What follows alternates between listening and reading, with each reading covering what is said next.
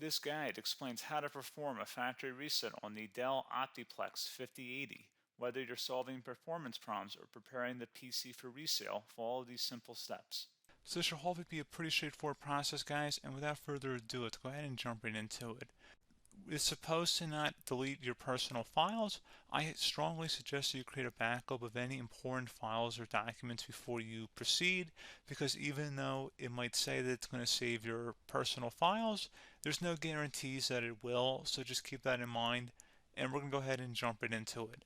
So we're going to go ahead and start by right-clicking on the Windows Start menu, and we're going to select the settings. You want to select System, and then on the right side, scroll down until you get to Recovery, Reset Advanced Startup Previous Version of Windows. Go ahead and open that up. So we're going to start by going underneath Recovery Options, reset this PC, choose to keep or remove your personal files, then reinstall Windows. Go ahead and select Reset PC. Underneath Choose an option, Keep My Files removes apps and settings but keeps your personal files. Now, like I said, there's no guarantee, but you still want to create a backup, but we are going to select that for today's tutorial here. And it's going to ask how would you like to reinstall Windows. I usually do a local reinstall, so that's what I'm going to select. And current settings is going to reinstall Windows from this device, and then we're going to select next again. This shouldn't take too long here, guys.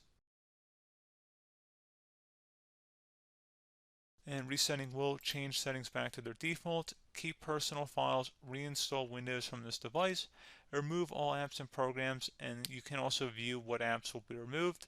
This will take some time and your PC will restart. These are the apps that will be removed, so take note of that. So you're definitely going to have to reinstall some stuff once it's done. So it looks like I accidentally closed out of there, so I'm just going to go back to exactly where we were.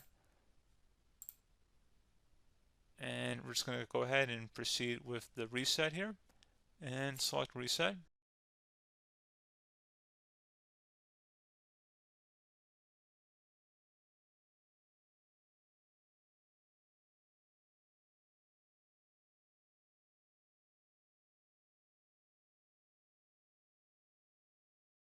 And you can go ahead and install your applications, your programs, whatnot, create new user accounts, but Windows 11 has been reinstalled, a clean factory install.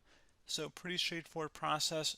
Now, if you did what I did and created a local user account, your Ethernet cable, or if you turned off your router, you're going to have to go ahead and turn that back on and then connect to your Wi-Fi network or Ethernet connection, whatever is your situation.